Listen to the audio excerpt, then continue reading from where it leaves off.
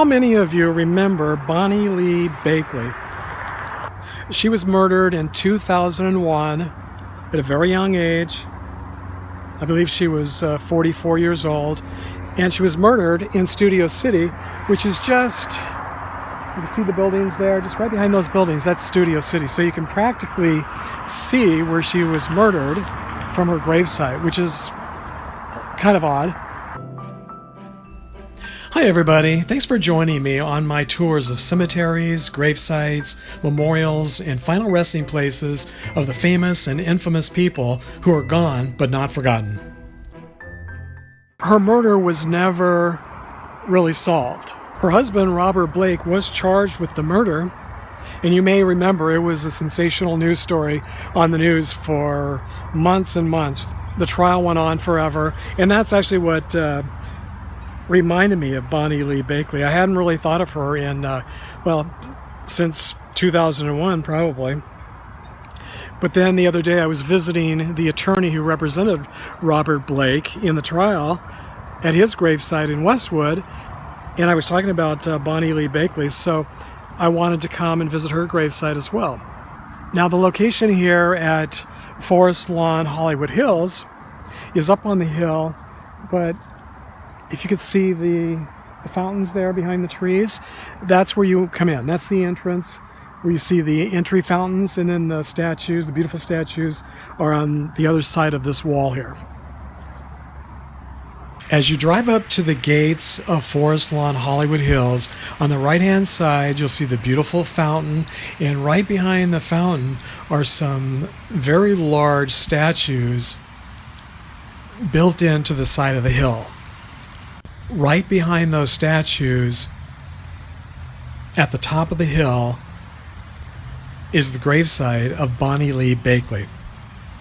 To find her grave, you just enter through the front gates, make the very first right-hand turn, go up to the top of the hill and park, and then I'll pan around from her grave so you can get an idea of where the gravesite is located. There's also a very helpful GPS on her Find a Grave memorial page, and that will take you right to the grave as well.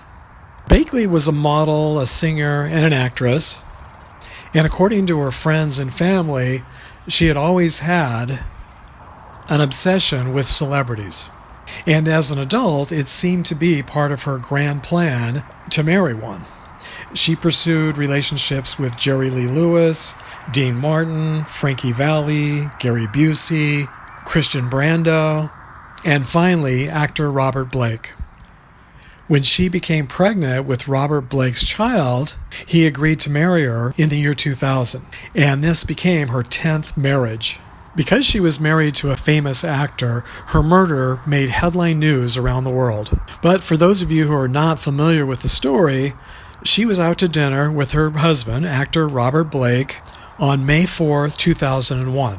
Apparently, after dinner, they went back to their car, but Blake returned to the restaurant because he had forgotten something. By the time he returned to the car, he found that his wife had been shot in the head and killed while sitting in their car on a side street. In 2002, he was charged with his wife's murder, but in 2005, he was found not guilty. A short time later, though, he was found liable in a wrongful death lawsuit filed by Bakley's older children.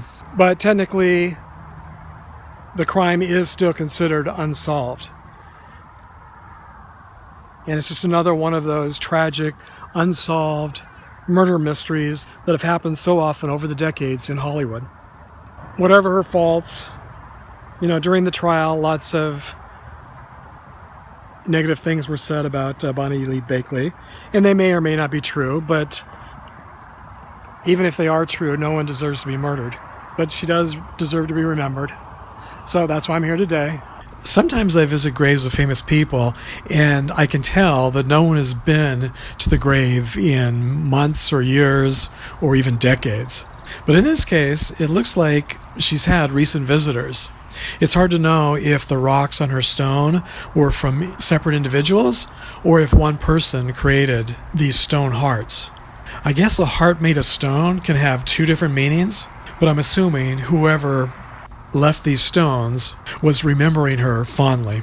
In another one of those ironic twists of fate, it just seems fitting that someone who seemed to be obsessed with Hollywood and celebrities would finally marry a celebrity and then become famous herself for all the wrong reasons. But then to be buried here in Hollywood Hills Cemetery to the Stars certainly seems like it was her destiny. As always, thanks for joining me today, and if you like this video, please share it with a friend, give it a thumbs up, and if you haven't already subscribed, I hope you will. And I'll hope to see you next time.